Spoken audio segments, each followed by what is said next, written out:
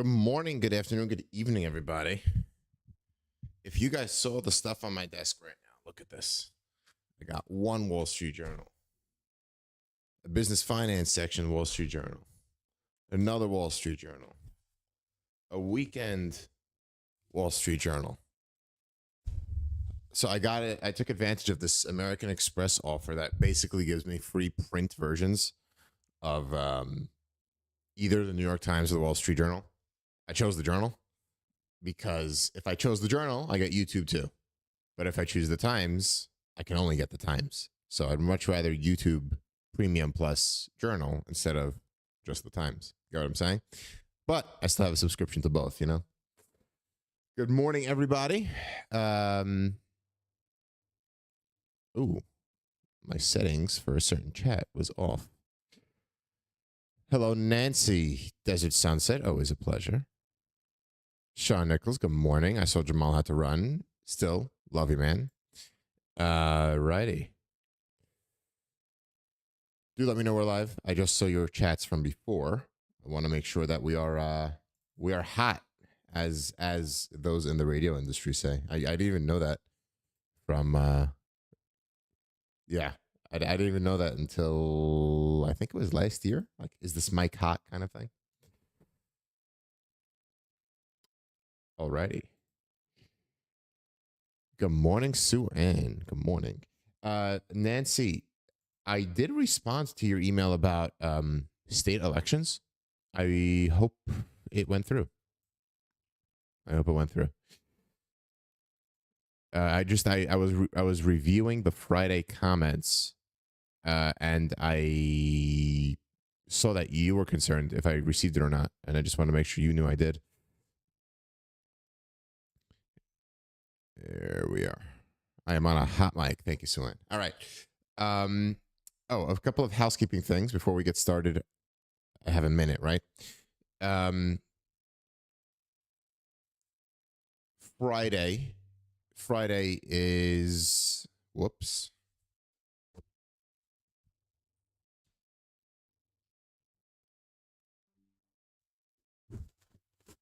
All right. My computer is about to die. I had to plug in that charger. All right. So Friday is the second day of Passover. I won't be streaming live that day, but dude, I just plugged you in. All right. Is my laptop charging? It should be charging.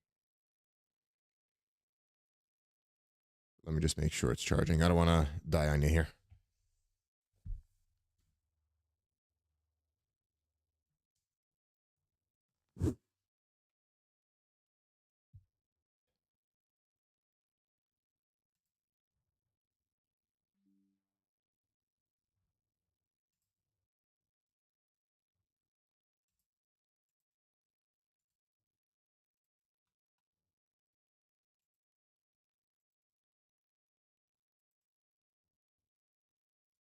Are we live? Maybe. That's not a good video at all. All right. Are we back? We're ultra zoomed out, but I guess we'll take it. Let me know in the chat if we're back, guys. That's what happens when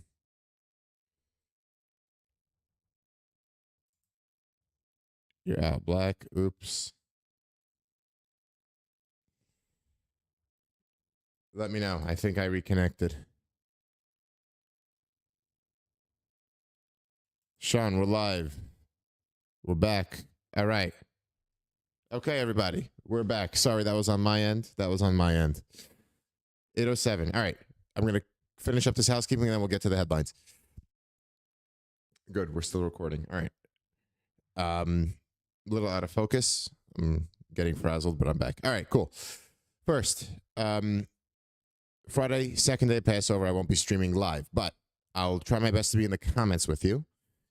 And I will be premiering, you could see it already scheduled live on my channel, an interview with Ramon Perez from the Democracy Project or something like that. You could see it there. And yeah, you can live chat right there on the spot. Of course, I'll try my best to be there in person. And then I will see you on Wednesday, though. So without further ado, And without further blackouts, let's head into this.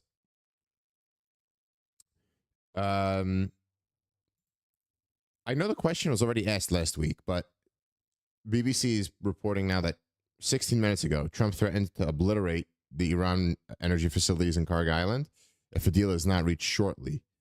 But he is confident that a deal could be made, quote, very soon. This ambiguity, I mean, it could really be read in multiple ways, right? Just is it ambiguity to keep the Iranians or the world on their toes? Is it or is it ambiguity as a delay tactic? I mean, this guy is just so on a whim. I don't know if it's a strength or a weakness for him as a commander in chief. I just really don't at this point. He even used the words the Financial Times reported that the U.S. could take the oil in Iran. So there's that element of it. And I think I said this with Venezuela. If you consider the U.S. taking Venezuelan oil or a role in Venezuelan oil or a share, however you want to term it out, it can't be that bad of a return on investment now, can it? So am I all for bullying oil-rich countries to take their oil and share of their money? No. If they're an enemy, maybe. If they're an enemy, you can take, I guess, some form of reparations. I mean, I'm open to it. I don't think that's the right move morally to have an act of aggression against an oil-rich country because you just want their oil. I don't know. That's a good thought experiment, at the very least. Oh, and we have birthright citizenship today, guys. Birthright citizenship happening at the Supreme Court this week.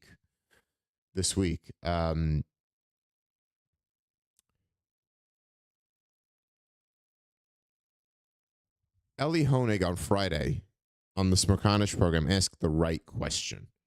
He asked, Trump has the Supreme Court. Does he get whatever he wants? That's your question. Does he get whatever he wants? I don't know. I don't think so. I mean, they didn't give him the tariffs, but they gave him an overturning of Roe v. Wade, Dobbs. I think the answer was right on the program. Not always. Valerie, hello. Good to see you in the chat.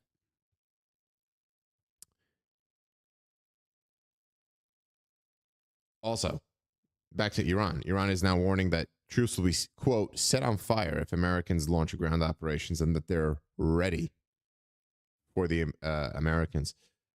You know, I wonder how deep into the chain of command are they? How consistent, I think the word might be, is their chain of command, their orders. Where's Ham White? I miss him. He should have good insight on this. How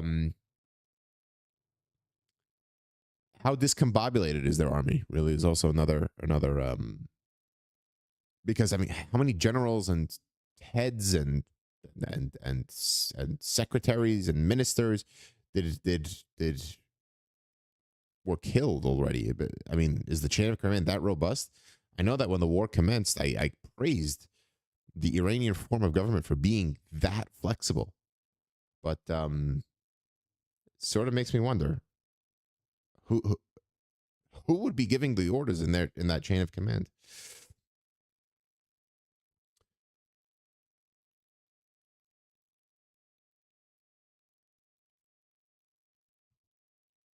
And something that I would like to learn more about. I don't know if I'm going to have the time to do this research on my own, but are we using Tomahawk missiles in the multiples of millions of dollars to shoot down tens of thousands of dollars worth of missiles? That's really concerning.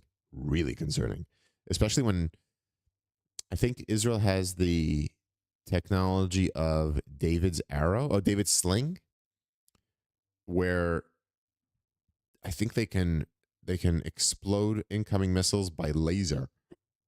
So So there's that. Desert Sunset. Will Israel uses white phosphorus? Will Iran? I don't know about the phosphorus use in Iran. I know that white phosphorus, or Israel using white phosphorus, is usually a bad thing. Again, I don't know what white phosphorus does and its practicality and its implications in international law and things like that. So I don't know. I don't know if I don't know what that comment is triggered towards. And before I continue on these headlines, a couple more housekeeping things. The I promised you guys a Jerome Powell commentary, and I am making it, but that will be one of the pre-recorded sessions next week. And also, something else happened over this weekend, pretty personally, that I will also make public on this channel in a pre-recorded sense. Someone in my class, in undergrad, had an assassination attempt foiled. And yeah, they were there was the NYPD foiled a plot to assassinate somebody in my class because of their call it pro-Palestinian activism.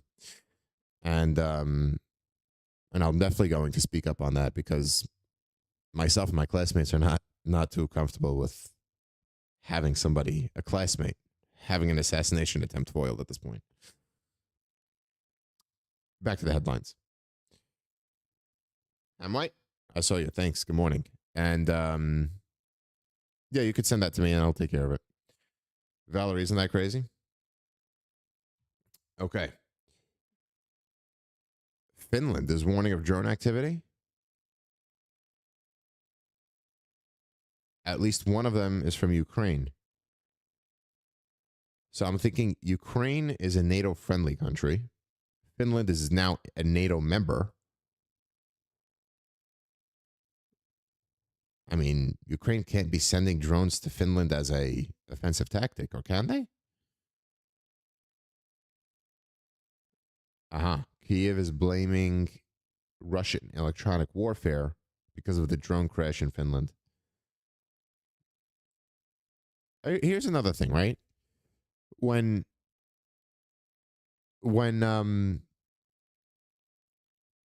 Ukraine is offering to send drones to help us in Iran, why?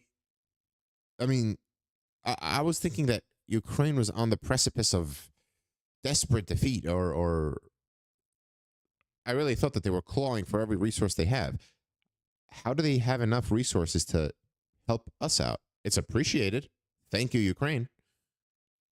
But yeah, that's something I wonder.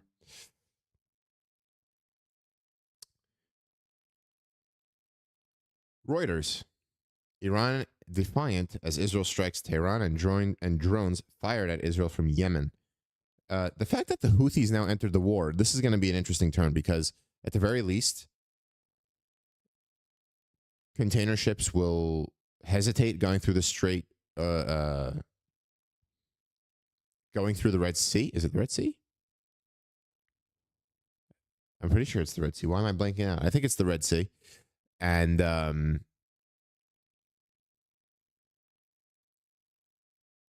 now you also have the Strait of Hormuz. So this double whammy of both sides. It's the goal. I can't believe that the best strike Iran has against the U.S. in this entire fight is to strangle the U.S. or the world economy. That is their not weaponry. It's resolve. They definitely have much more resolve, and the willingness to strangle the world economy. But I don't think by any means the U.S. are out of options. Oh no, the U.S. is definitely not out of options.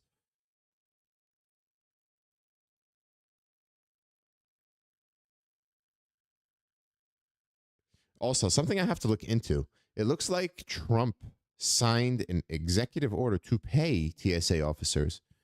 Tom Homan was said that ICE will not leave airports. or may not leave airports once ICE gets paid.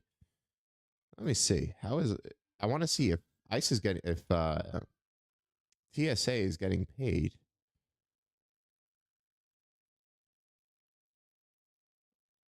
Interesting.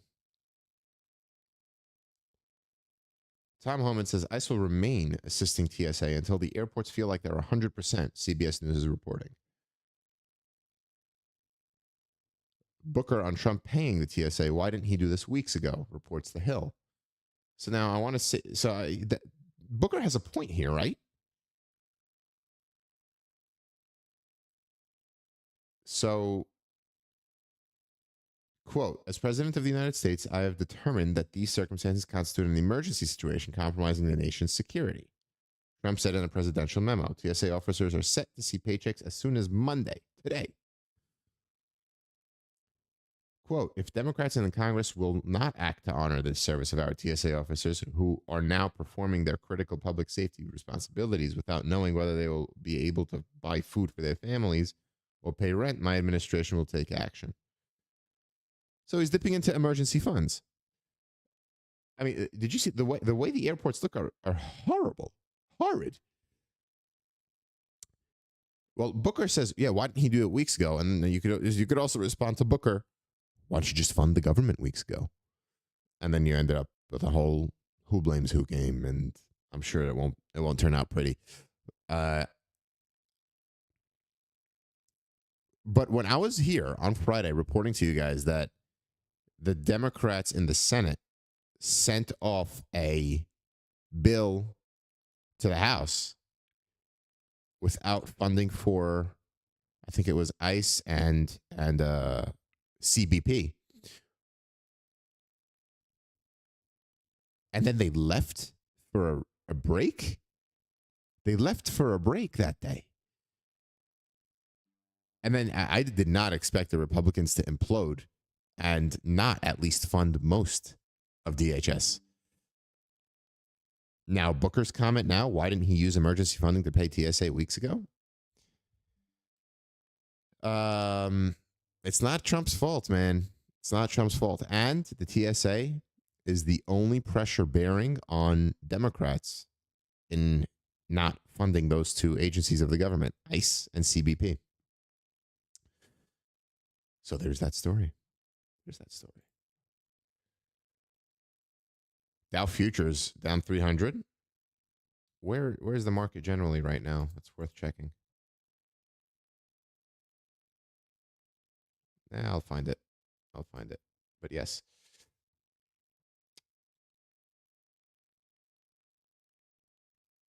And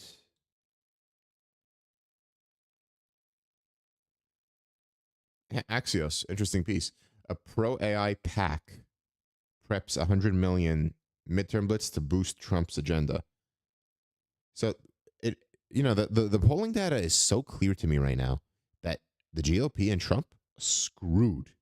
So you have this AI PAC pouring 100 mil to promote Trump's agenda. What are you gonna do? They're screwed. What are you gonna do?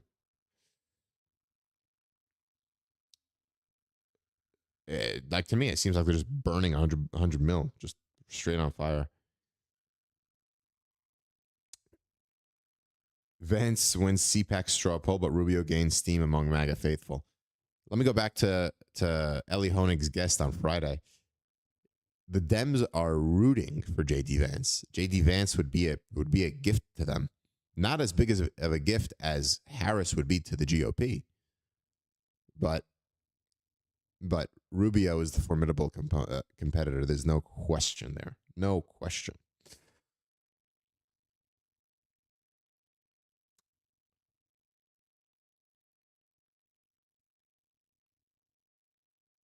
Okay.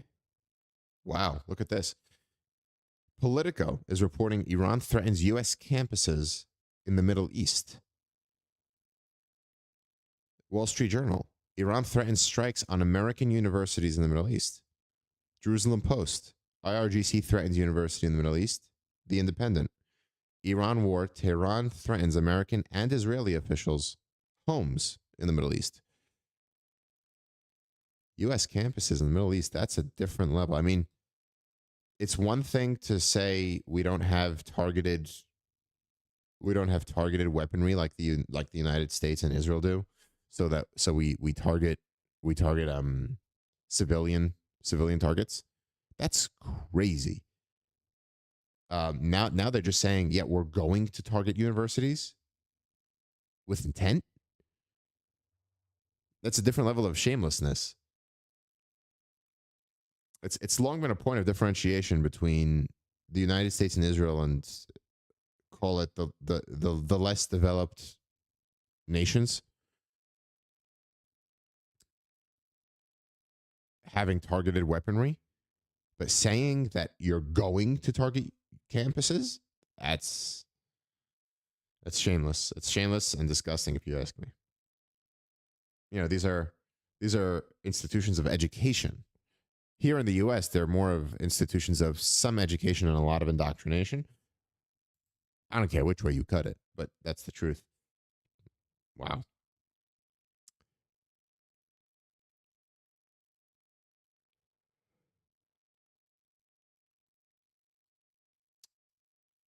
Chuck Schumer writes an opinion piece for the New York Times 7 days ago. I didn't see this till now. This is Trump's plan to guarantee the midterms. The SAFE Act would mean long drives for millions of voters. Okay. Well, that's my read and instant reactions to the headlines today, guys. I will engage with some comments over here, and let's rock and roll. Victor Perkins, thank you for the stat. The Dow is down 3,216 points year to date. Victor is reporting. Nancy Lawrence, Rubio proved himself very competent. Nancy, would you say the same thing after he said what he said about the imminent attack on America if Israel attacked? I think that was a very big step back for him. I was all for him proving himself, but that comment was ill-advised. Whether it was the truth or not, that's different.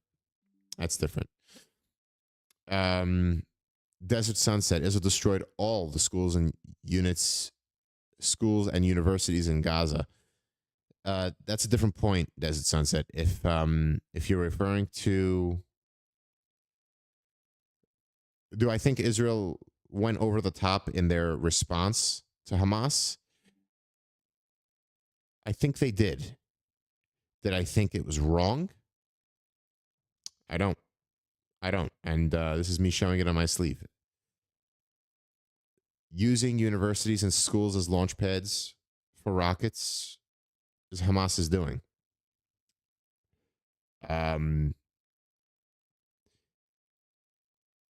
If my face doesn't say it, I'm troubled by every innocent life that's lost.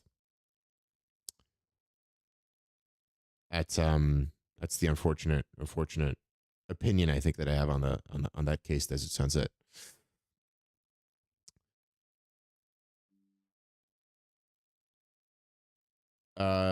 Sean Nichols, I would prefer my leaders be more than just competent. Yeah, that's right. I'd rather my leaders be embracing of the reality and reacting to things given a wide spectrum of information, not just one single line of thinking and opinion that would not be tolerated. I just saw a great comment. All right. Ham White, good morning. The Iranian military structure is designed to promote from the bottom up, so you can go through a dozen layers and have a total replacement. Tomahawk missiles, we've used $1,800, $2 million each. Is that crazy? Well, I mean, why are we using those Tomahawks? If I think the Iron Dome uses some missiles that are in the tens of thousands, I want to say. Or I want to say there's another technology that's in the area. One of which the battery is deployed to Israel. Something with a G. Very high spec technology that the U.S. Armed Forces have. Wonder what those use to intercept missiles.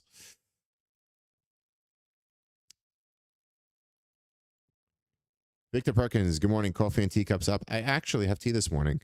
I have tea this morning for a change. Usually I have a lot of coffee. A lot of coffee. And I have high caffeine coffee too. It's not good, but it's so delicious, the kind that I have. Desert Sunset, white phosphorus is illegal. It sticks and causes terrible burns.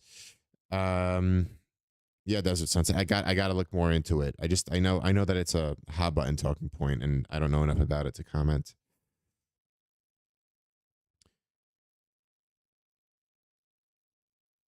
Antique X-ray. I worked with a man whose grandfather would send his wife to the U.S. to have their babies so that they would be U.S. citizens. Antique X-ray. I mean, the things that I'm seeing about Chinese people having an industry of basically doing just that, just to plop them out, give birth here, and leave. Our country should not be condoning that. That is craziness. Um, he pointed out that the Trump administration will often not appeal cases they believe they cannot win. Sean Nichols, the Trump administration always appeal cases they believe cannot win. Just look at their reaction to Don Lemon and Letitia James. They appealed those cases so many times they knew they weren't going to win them. But if you don't appeal, try again. That's the motto of the administration. All right, let me scroll down to a little more of the recent comments, and then we'll wrap it up for today. Sean Nichols, the comments are supposed to appear to me right away. Sean is asking, do the comments appear in a different order to you, or are they jumping around? So as I go through the stream, they appear in real time. But towards the end of the stream, once I'm done going over the headlines, I actually scroll back and just take out the comments that I want to respond to. I just scroll upwards, and then like right now, you see I just jumped right back down into live time. That's where I'm at. Nancy Lawrence, who do I have in mind that meets my criteria? I guess for being a good leader, I absolutely love the idea of Josh Shapiro. Love. I think Newsom caters too much to he wants to please too many people. Josh Shapiro, whether it's true or not, after all, they're all politicians, right? Josh Shapiro wants to play to the center, the real center, like the us center. So I'm all in favor of Shapiro doing that. Pritzker School. You know who I like also on the GOP side? I like Larry Hogan. I think he's a really good guy too. Who else is a common sense Republican? I think Mark Kelly's cool. I know he's a Dem, but he's cool. I like DeSantis, too much of a showboy. Who would I like on the GOP side? Nikki Haley. Very in favor of Nikki Haley. She's nice. Ham White. Charles, I think you missed the point. Dems have capitulated in the past, but are holding strong together in times since there is no advantage to caving now. They're not losing on politics. I think you're referring to my comments on the TSA kind of thing, and saying, if Booker is saying, why didn't Trump fund TSA through emergency powers long ago? Yeah, I guess there is strength in the Dems holding together. That's true. That's true. You're right on that. You're right. I'll concede that point. Sean Nichols, Charles, how many have they lost in the lower courts that they did appeal? Oh, that they did not appeal. Probably a lot more. You're right on that one too. Yeah, you see, Hamilton said many, probably at least 200 to 300. Yeah. And this is me not counting all the appeals and probably different things that have to do with voter integrity. Bob Hogan, yes, and Sununu, also great guy. Ham White, yeah, your reception might be delayed because it might be delayed. I don't know what that did. Oh, give me a moment.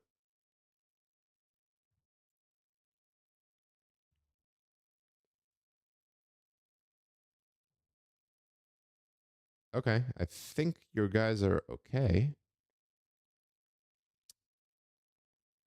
I think you're okay.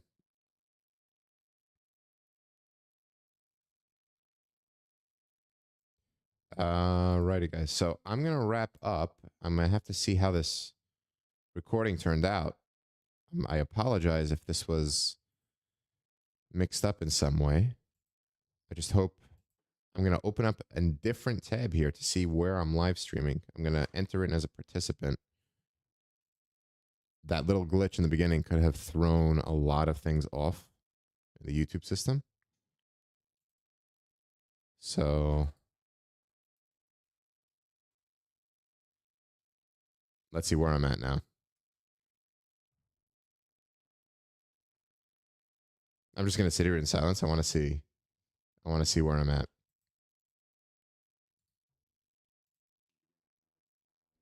Oh, okay. No, we're good. We're good. Yeah, the sync is fine. Thank you, Sean. You confirmed that.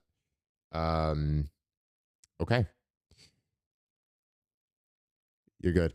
Yeah, and you realize, guys, I don't care what side you're on. You're like, it's just be centrist, just be moderate, just be nuanced. It's not a bad thing. You get most of the country that way, but I'm not going to go into a whole spiel about where our system is at. Ladies and gentlemen, the next time I stream to you guys will be the last 24 hours of my life that I'll be in my 20s. So I have a lot to think about. I'm thinking about doing some sort of expose or some notes on 30 lessons at 30. And yeah, I'm hoping to make everybody a fantastic Monday, Monday, March 30th. Make today the best it'll be. You won't get another chance at doing so.